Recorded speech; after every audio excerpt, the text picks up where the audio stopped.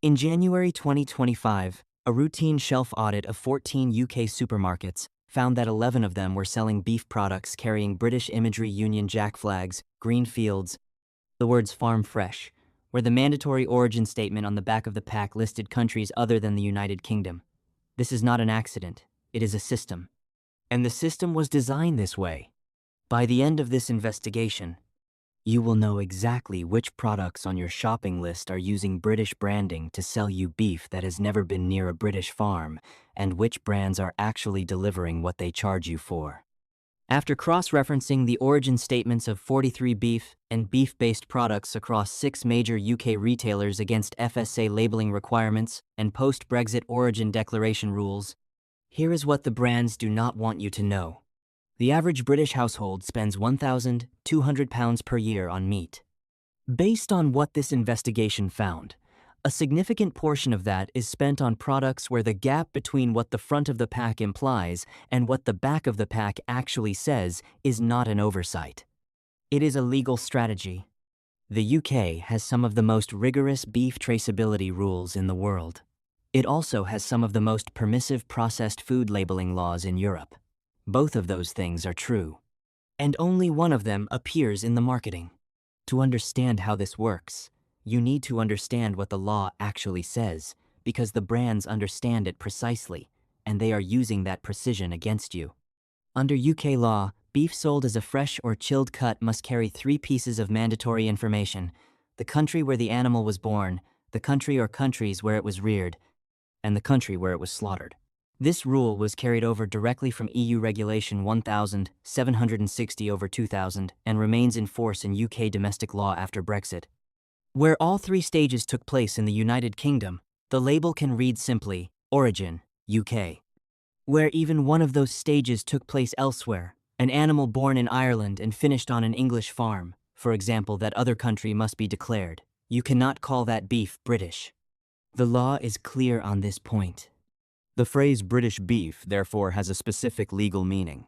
Born in the UK, reared in the UK, slaughtered in the UK, all 3, no exceptions. But here is where it becomes interesting. That strict 3-stage rule applies to fresh and chilled beef cuts. The moment beef becomes an ingredient inside a processed product, a ready meal, a beef burger, a lasagne, a pie, the rules change entirely. For processed foods, country of origin labeling is only mandatory where omitting it would mislead the consumer, or where the primary ingredient comes from a different country than the declared origin of the finished product, and that origin is stated on the pack.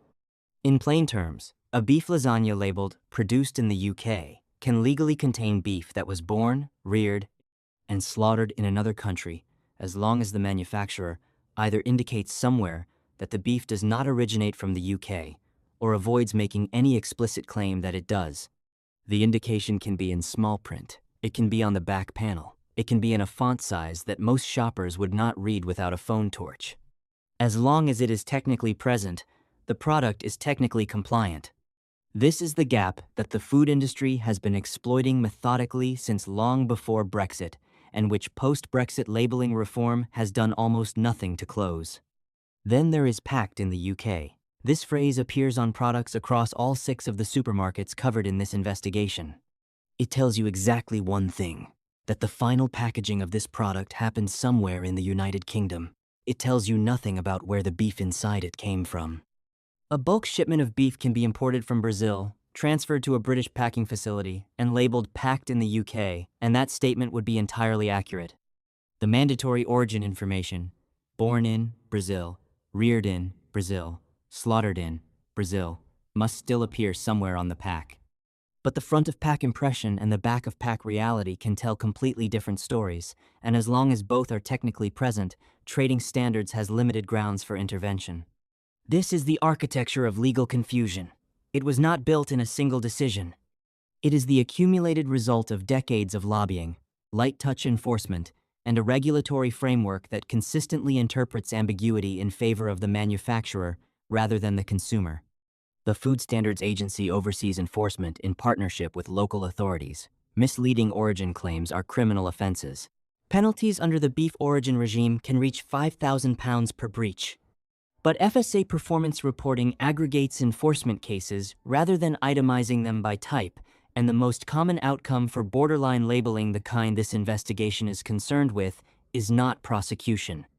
It is a voluntary correction, an improvement notice, or no action at all, because the borderline cases are precisely designed to be difficult to prosecute. It is worth pausing on that enforcement gap, because it is central to everything that follows in this investigation. The FSA is not a failing institution. It employs food scientists, legal investigators, and enforcement officers who understand the labeling framework in detail. The limitation is not competence. The limitation is jurisdiction, resource, and the way the law has been written. Local authorities are responsible for trading standards enforcement. Their budgets have been reduced consistently over the past 15 years. The FSA sets national policy but relies on local authorities to act on individual cases. That structure means the most sophisticated labeling strategies, those that stay inside the letter of the law while systematically misleading consumers, are precisely the ones least likely to trigger the enforcement mechanism. A small butcher who writes British on foreign meat gets prosecuted. A national retailer that uses pooled origin declarations, heritage imagery, and processing location claims to create a British impression without making a British claim does not. And then there is the red tractor logo. By the time this investigation is finished, you will understand exactly what that logo means, and more importantly, what it does not mean. Because the relationship between the red tractor and the word British is not what most shoppers have been led to believe. That is the next section. Start with the simplest case. Walk into any Tesco in the United Kingdom and pick up a 500g pack of their 5% fat beef mince. The front of the pack says British or Irish beef. There is a green field. There is a logo that says Trusted Farms. The price is competitive. Everything about the presentation tells you that this is British meat from a British farm. Turn the pack over. The origin statement reads, British or Irish beef, slaughtered and minced in the UK. Read that again carefully, because those two sentences are doing very different things. British or Irish beef means the animal was born and reared in either the United Kingdom or the Republic of Ireland. It is a pool declaration. The retailer is telling you that on any given day, the mince in your hand could be entirely British, entirely Irish, or a blend of both. The Trusted Farms branding on the front applies to whichever origin happens to be in the pack that week. Slaughtered and minced in the UK confirms UK processing, but processing location and beef origin are not the same thing. This was explained in the previous section. Tesco's labeling is using both of those facts simultaneously to create a single impression that the individual statements, read carefully, do not individually support. This is legal. It is also the mildest version of what this investigation found. Tesco's history with origin labeling goes further than mixed sourcing pools. In 2016, the retailer launched a range of own-label products under invented farm names: Woodside Farm, Boswell Farms, Willow Farms, complete with countryside imagery and a rural British aesthetic. Some of the products sold under those names were imported. The National Farmers Union referred the scheme to national trading standards, arguing that the branding was designed to make shoppers assume British origin where none existed or could be guaranteed. Tesco maintained the brands were legitimate quality assurance marks rather than origin claims. Trading standards did not prosecute. The brands continued. The lesson is not that Tesco committed fraud. The lesson is that the system permitted a multi-year campaign of origin-adjacent branding that the regulator reviewed and declined to act against. The legal threshold for misleading is set precisely low enough that this kind of architecture survives scrutiny. Sainsbury's operates on a similar model. Their mainstream beef mince lines carry British or Irish declarations, which function identically to Tesco's pooled sourcing claim. A product scraper recording of one 12% fat mince line showed the country of origin field populated as Ireland, meaning the specific batch being sold that day was wholly Irish, while the front-of-pack claim read British or Irish 12% fat beef mince. Both statements are accurate. Neither is fully transparent. A shopper who wanted to buy British beef specifically and chose this product on the strength of the front-of-pack claim had no way of knowing, at the point of purchase, which country their mince was actually from. In 2020, during the early months of the pandemic, demand for beef mince spiked sharply across UK supermarkets. UK and Irish supply chains tightened. Both Sainsbury's and Asda temporarily sourced Polish beef mince to fill the gap. The mince was processed at ABP Food Group's Polish plants and packed at UK facilities. It was then sold under the supermarket's own label brands. The mandatory origin statement on the back of the pack was updated to reflect Polish origin. The front of pack branding remained the same. Consumers who were buying the same barcode they had always bought and not checking the small print origin statement on every shop had no way of knowing that the sourcing policy had changed. This is what silent reformulation of origin looks like in practice. No announcement, no change to the brand family. No eye-level notification that the product in your trolley this week is not the same product you bought last month. The only disclosure is a mandatory line that most shoppers do not read, positioned exactly where the law requires it, and nowhere more prominent. Asda has its own documented history in this area. Several years before the pandemic episode, the retailer was selling steaks marketed as Butcher's Selection Hereford beef. Hereford is a British breed. The branding was British in tone and presentation. The fine print country code identified the meat as Uruguayan. The NFU challenged the labeling. Asda subsequently changed the presentation to make the South American origin clearer. Trading standards did not prosecute. The NFU issued a statement commending the correction. Note what that sequence requires: a sustained lobbying campaign by a farmers' organization, public pressure, and voluntary retailer action in place of any direct regulatory enforcement. The system that was supposed to protect consumers from misleading origin claims produced a voluntary packaging update after farmer complaints. That is the enforcement model in practice. More recently, Morrison's listed a ribeye steak on its website with the country of origin recorded as Australian or British. A single online listing, 2 countries separated by 15,000 kilometers. No way for a shopper to select one over the other at the point of purchase. Morrison's response was that the physical pack, when it arrived, would show the specific origin clearly. The online listing gave no such clarity. For a consumer buying on the basis of wanting British beef, the purchase decision was made on incomplete information. Morrison's markets itself heavily on vertical integration. The retailer owns abattoirs and emphasizes a direct relationship with British farmers. That positioning is strongest at the fresh meat counter. It is considerably weaker in the processed range. Investigations by Mighty Earth and Earthsight have identified Morrison's own brand corned beef lines using beef linked to Brazilian supply chains, including connections to JBS, the world's largest meat processor, which has faced repeated scrutiny over deforestation and traceability failures in its Brazilian operations. Corned beef is a processed product. Under UK labeling rules, the manufacturer must indicate where the beef originated if it differs from the declared origin of the finished product, but the disclosure requirements are less prominent, and the branding carries no obligation to signal that divergence at eye level.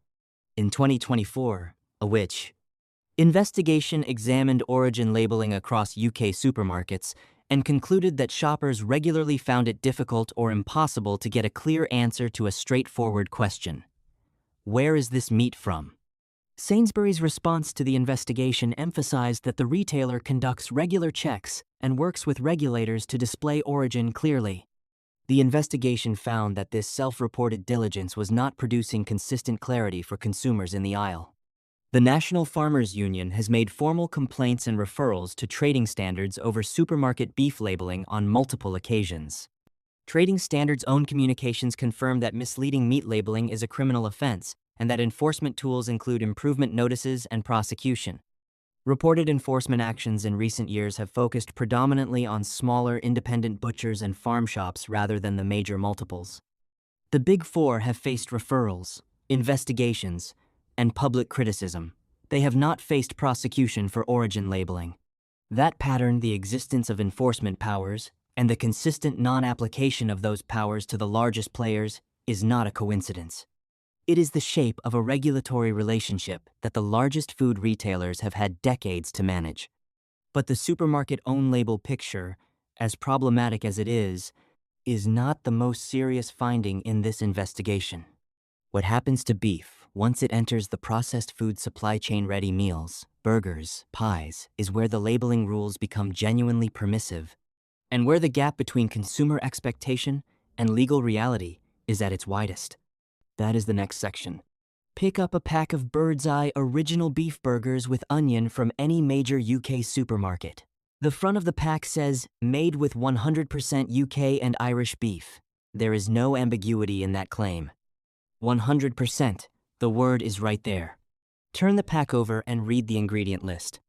Beef, 76%. Onion, 14%. Water, fortified wheat flour. Salt, beef fat. Dextrose, yeast extract. Flavorings. The 100% beef claim on the front of the pack refers exclusively to the beef component of the burger. It means that the beef used in the recipe comes only from UK and Irish cattle. It does not mean the burger is 100% beef. It cannot mean that, because beef accounts for 76% of the patty. The remaining 24% is a combination of onion, water, wheat flour, and functional additives. This is not hidden. It is declared in the ingredient list, in the font size required by law, in the order required by law. And it is presented alongside front-of-pack language that the average shopper reads as a straightforward claim about the burger's composition. This is the gap between marketing language and legal labeling in its most compressed form. Bird's Eye beef grill steaks, a product positioned as a step up from the basic burger, contain 82% beef, with the remainder being water, rusk, beef fat, fibers, salt, sugar, and flavorings. The name grill steak implies a cut. It is not a cut. It is a formed product made from minced beef combined with non-beef ingredients, shaped to resemble a steak. This is legal. The quid declaration, the quantitative ingredient declaration that law requires when a named ingredient is emphasized, gives the percentage. But the name, the packaging photography, and the positioning in the freezer bay all work against a consumer arriving at that understanding unprompted. Rustler's operates at a further remove from the animal. A Rustler's mini beef burger is a constructed product: bun, patty, processed cheese slice, sauce. The beef burger component accounts for 46% of the total product by weight.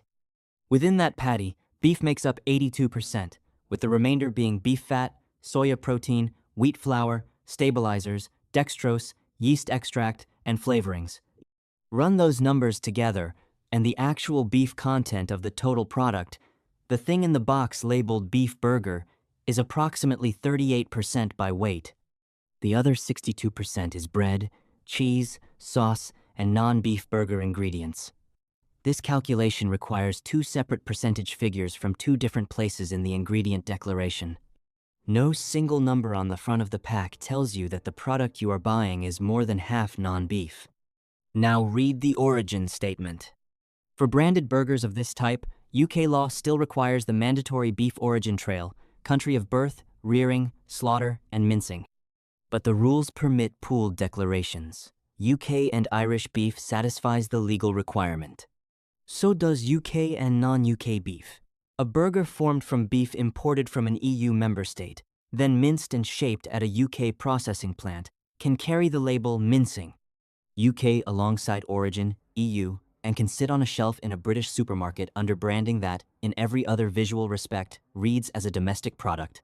The mechanism that allows this was documented in 2023 by ITV, reporting on an FSA National Food Crime Unit investigation into a supplier allegedly relabeling pork produced in Europe and South America as British at a UK facility. That investigation was not about Bird's Eye or Rustlers, but it confirmed the operational reality. Non-UK meat entering UK processing plants, then re-emerging under UK branding, is not a hypothetical. It is a documented supply chain practice. Where it happens within the law, it is permitted. Where it crosses into deliberate misdescription, it is fraud. The distance between those two positions is, in some cases, the difference between the font size of the origin statement on the front of the pack and the font size of the origin statement on the back. In 2024, the FSA issued a food alert for action, ordering the removal of meat products from block and cleaver following traceability breaches, incorrect use-by dates, and failure to meet legal production standards. The alert confirmed that non-compliant meat had moved through UK facilities and reached retail shelves before being identified. No major branded burger manufacturer was named in that action. But the alert is evidence of a system under strain, one where the FSA's own communications acknowledge that meat with compromised documentation can enter and traverse the supply chain before intervention. The FSA's National Food Crime Unit has identified beef-related supply chain fraud as an ongoing risk. Its published strategic assessments reference document fraud enabling fraudulent entry of cattle into the food chain and misdescription and misrepresentation of meat as persistent threats. These are systemic risks described in official FSA language. They are not described by FSA communications in terms of specific branded products. They are described in terms of industry-wide vulnerability. For the consumer standing in the freezer aisle, that distinction is not useful. The relevant question is whether the product in their hand contains what the front of the pack implies. In the case of branded beef burgers, the answer is, it contains beef. It contains other things. It may or may not be from British cattle. And the information required to answer all three of those questions precisely is distributed across multiple panels of the packaging in a format that requires deliberate effort to locate and interpret. That is not an accident of design. It is the design. But branded burgers, as a labeling problem, are relatively visible. The ingredient list is there, the quid is there, the origin trail, however fragmented, exists somewhere on the pack. The category where disclosure obligations thin out almost entirely, and where the gap between consumer expectation and product reality becomes most difficult to close, is ready meals and processed beef products. And that is where this investigation found its most significant results. That is the next section. Here is a question that sounds simple. Where is the beef in this tin of Heinz Big Soup beef broth from? The answer is, you cannot know. Not from the tin, not from the product page, not from any publicly available Heinz communication about this product. The beef is described. It is quantified in the ingredient list. It is photographed on the label in chunks, surrounded by vegetables, in a way that communicates warmth, substance, and Britishness. Where the animal was born, reared, and slaughtered is information that Heinz is not required to provide and does not provide. This is legal. It is legal because Heinz does not claim an origin for the product. There is no Union Jack. There is no British classic descriptor. There is no place name that implies provenance. Under UK Food Information Law, origin disclosure for beef in a composite product is only triggered when the manufacturer makes an origin claim, or when the overall impression of the packaging would mislead a consumer about where the product comes from. Heinz has constructed its labeling to sit precisely outside both of those triggers. The result is a product that a significant proportion of British consumers associate with British food heritage. Heinz has been selling soup in the UK for over a century, and which carries no obligation to disclose the nationality of its primary ingredient. Baxter's operates identically. The brand's heritage is explicitly Scottish.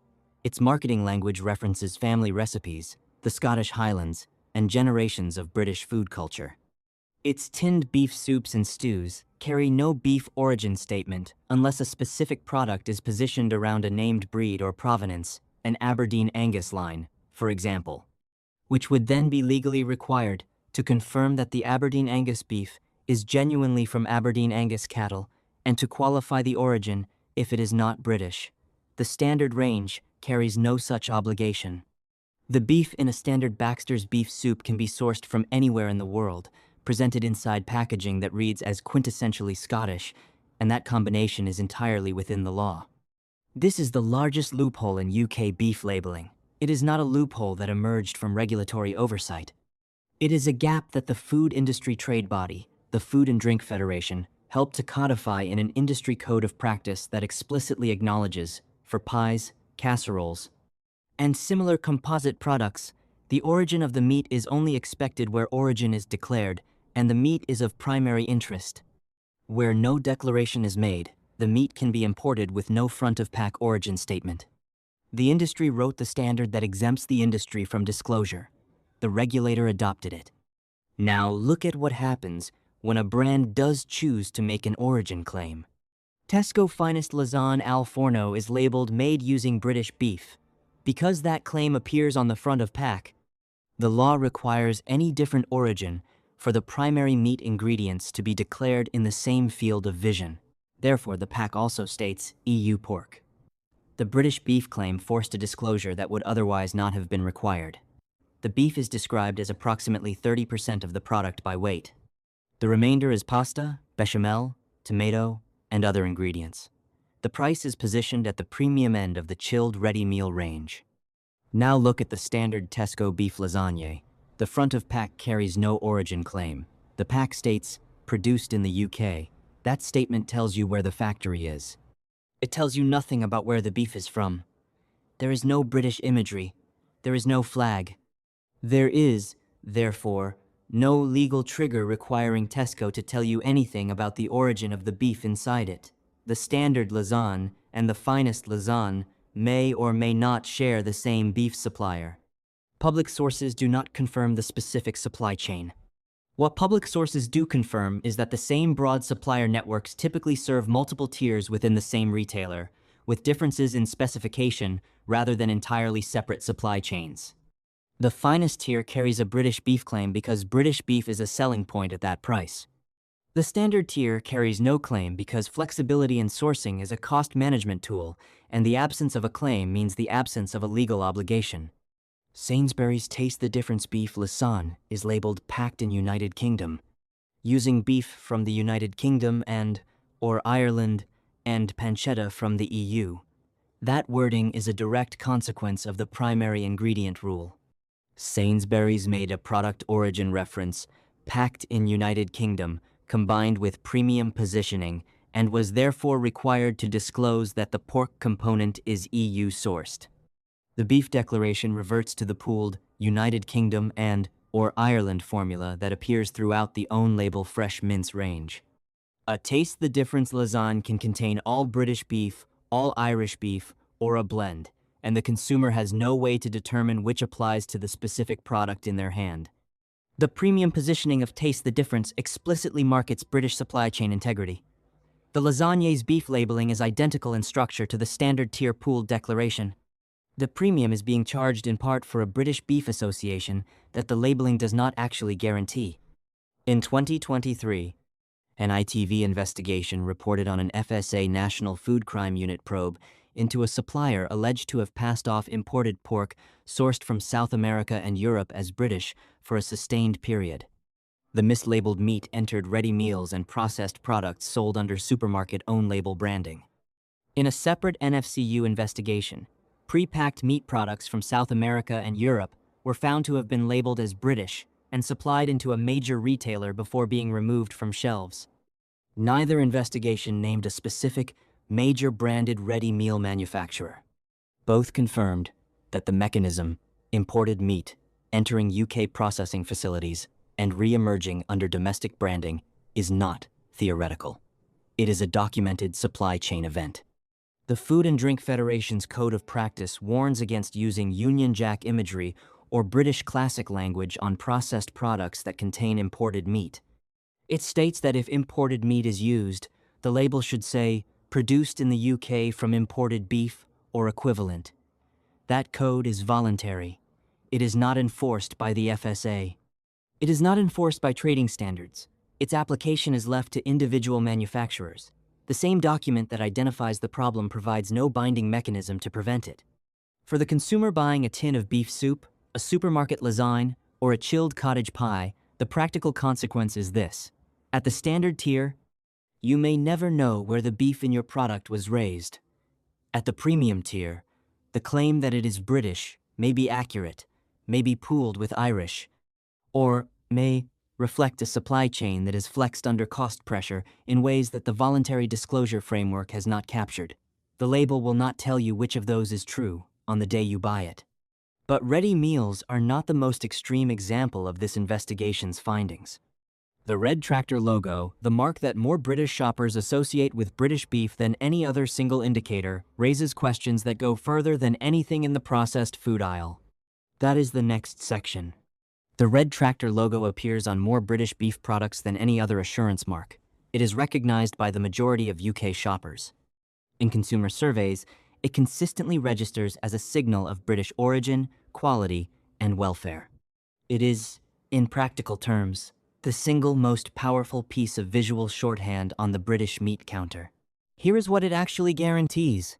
For beef carrying the red tractor logo combined with the Union Jack device, the scheme's rules require that the animal was born, reared, slaughtered, and processed in the United Kingdom, on a red tractor certified farm, through a certified supply chain. That is the origin commitment. It is a real commitment, and for that specific logo variant, it is meaningful. If you are buying a fresh beef cut with the Union Jack red tractor mark, the evidence supports the conclusion that the beef is British in the full statutory sense. But that is where the guarantees stop being straightforward. The red tractor logo exists in multiple versions. The Union Jack variant is the one that carries the full British origin commitment. Without that flag device, the logo does not automatically mean wholly British. Government guidance confirms this distinction. UK Organic, one of the most widely cited consumer explainers on meat labeling, states explicitly that many shoppers believe red tractor automatically guarantees UK provenance, when in fact that guarantee only applies to the version carrying the Union flag. The scheme's own materials do not foreground this distinction in consumer-facing communications. The result is a logo that, in its most common visual form, carries an origin implication that the scheme itself qualifies in its technical documentation. Then there is the question of what the logo promises beyond origin.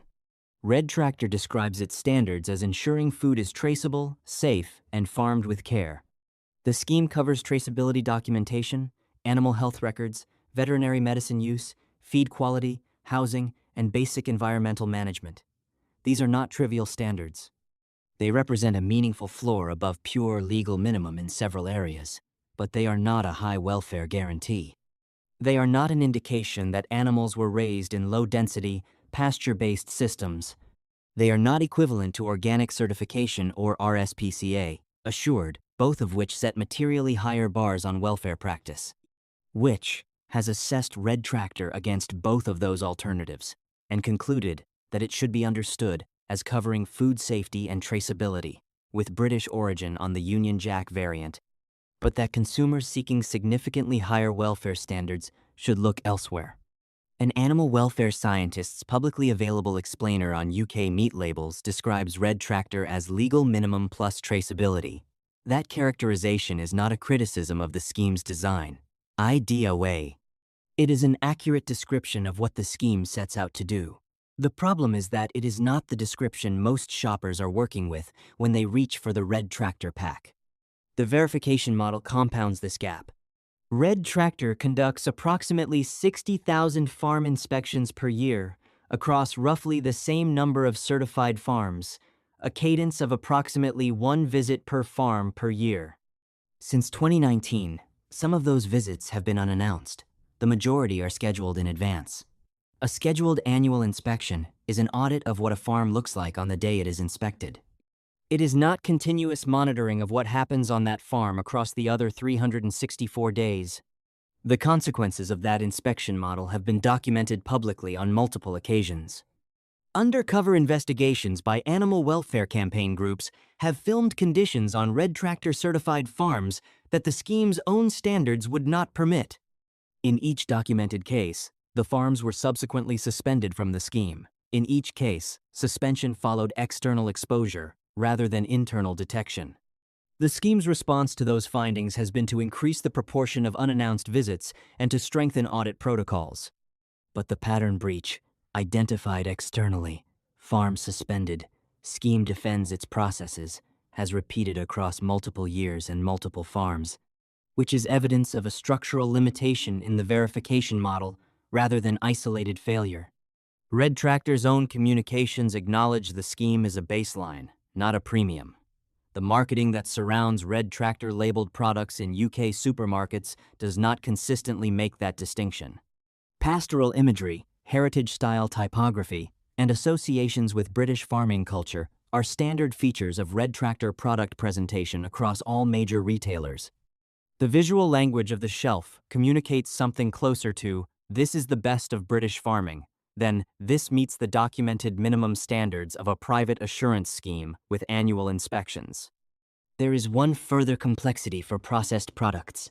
Government guidance on the use of the red tractor logo in composite foods states that it can be applied where the main ingredient is red tractor assured and constitutes at least 65% of the total product. That guidance does not directly address multi-country supply scenarios in composite foods. The result is a category of products where the red tractor mark could appear alongside ingredients that are not themselves covered by the scheme's British origin requirement, without that distinction being visible to the consumer. The red tractor, in summary, is a real scheme with real standards that delivers real value on origin assurance for the correct logo variant and on baseline traceability across its membership. It is not what most of the shoppers buying products carrying its logo believe it to be. That gap between the scheme's documented scope and consumer understanding is not the result of confusion. It is the result of packaging design, retail marketing, and scheme communications that have consistently allowed the more generous interpretation to persist unchallenged. The Food Standards Agency oversees food labeling compliance. It has not required Red Tractor to make the distinction between logo variants more prominent in consumer-facing materials. It has not required retailers to qualify the welfare claims implied by their Red Tractor branded marketing. The voluntary code that governs how the logo is used has been developed and maintained largely by the industry it governs. That is not a coincidence. It is a consistent feature of how food standards governance in the United Kingdom has operated for the past 3 decades. That is the system this investigation has been documenting since the first chapter. A system designed to be technically compliant and commercially convenient simultaneously, with enforcement that responds to external pressure rather than anticipating the problem. Now for the other side of this investigation. Because not every brand and retailer in this space operates in the gray zone. A small number of them have made commitments that are specific, verifiable, and clearly stated. And some of them are not the names you would expect. Since 2021, something has shifted in how a handful of retailers talk about British beef. The shift is not industry-wide. It is not the result of regulatory reform. It is the result of specific commercial decisions by specific organizations that concluded transparency was a stronger market position than ambiguity. The evidence for that conclusion is in their labeling. Marks & Spencer states that its beef is 100% British, fully traceable back to individual select farms, and that it is the only national retailer able to trace all beef products' fresh cuts, mince, burgers, and processed lines back to farm and animal across its entire food hall range. That claim is verifiable. M&S publishes its select farm suppliers. The traceability system is auditable. The labeling is consistent with the claim. This is not a pooled origin declaration. It is not British or Irish. It is a specific, unqualified commitment that the beef in every M&S product came from a British farm, and that M&S can tell you which one. The co-op has made a comparable commitment at a different price point. Its stated position is that 100% of its fresh beef and chilled prepared meals containing beef are British, sourced from farms in England, Scotland, Wales, and Northern Ireland. That commitment covers not just the fresh meat counter where British sourcing is commercially standard, but the ready meal aisle, where every other major retailer in this investigation has relied on the processed food loophole to avoid origin disclosure.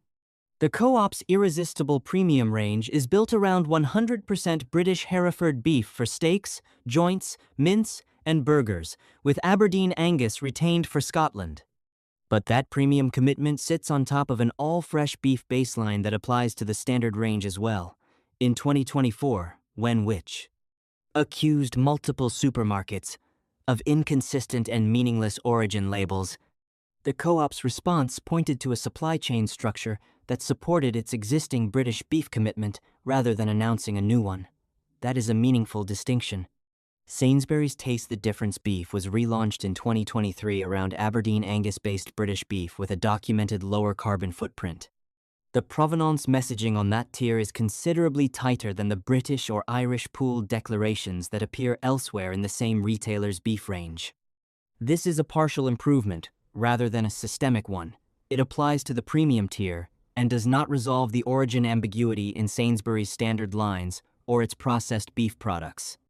But it is a documented tightening of provenance commitment in response to consumer and regulatory pressure, and it is applied consistently within its stated scope. Outside the major multiples, The most transparent operations in this investigation are the ones with the shortest supply chains. Field and Flour, a direct-to-consumer beef supplier, publishes the names and locations of individual farmers in its supply network. Its beef is described as 100% British-born, raised, and slaughtered in the UK with a requirement for cattle to spend at least 2 seasons at grass on a forage-rich diet. The supply chain is short enough that full transparency is commercially practical rather than operationally complex. The traceability exists not because a regulation requires it, but because the business model is built around it. These examples share a structural characteristic. In each case, the origin commitment is specific rather than pooled. The language is unqualified rather than hedged. The claim is applied consistently across product tiers rather than reserved for premium lines. And in each case, the commitment came before any regulatory requirement to make it. That last point is the important one. Nothing in UK food labeling law required M&S to trace all beef to farm and animal. Nothing required the co-op to extend its British beef commitment to chilled ready meals. Nothing required Field and Flour to publish farmer names and regional locations. These decisions were made because the businesses concluded that specificity was a more defensible position than ambiguity commercially, reputationally, and in terms of the relationship with their customers. The rest of the industry has concluded differently. The rest of the industry has concluded that a system which permits pooled origin declarations, processed food exemptions, voluntary assurance marks, and light-touch enforcement is a system that can be used to maintain the impression of British provenance without the cost of guaranteeing it. That conclusion has been consistently supported by a regulatory environment that has treated labeling ambiguity as a matter for industry self-governance rather than consumer protection. DEFRA's consultation on fairer food labeling, which ran in 2024, signals political awareness that origin labeling for processed products does not currently serve consumers adequately. A consultation is not a reform. The same industry that shaped the current framework will be the primary respondent to the consultation process. The outcome of that process will determine whether the gap between what a British beef label implies and what it legally requires narrows or remains precisely where it has been for the last 2 decades. In the meantime, here is what this investigation can tell you about buying British beef with confidence. At the fresh meat counter, look past the Union Jack on the front and find the mandatory origin statement on the back. You are looking for born in, UK, reared in, UK, slaughtered in, UK, or origin, UK, all 3 stages, all UK. If it says British or Irish, it is a pool declaration. If it says slaughtered and minced in the UK, it is a processing location claim, not an origin guarantee. In the frozen aisle, check the quid declaration for actual beef percentage and find the origin statement for the beef component specifically. UK and Irish beef and UK and non-UK beef are both legal declarations that permit non-British beef. The front of pack 100% beef language refers to the meat component only. In the ready meal aisle, if the pack does not carry an explicit British beef claim, there is no legal requirement to tell you where the beef is from.